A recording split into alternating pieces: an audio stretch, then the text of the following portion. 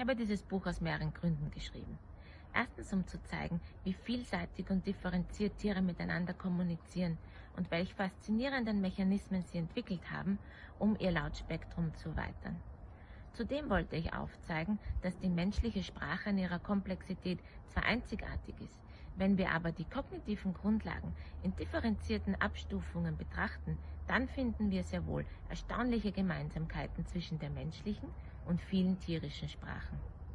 Dieses Buch offenbart, dass Tiere bewusst und zielgerichtet kommunizieren.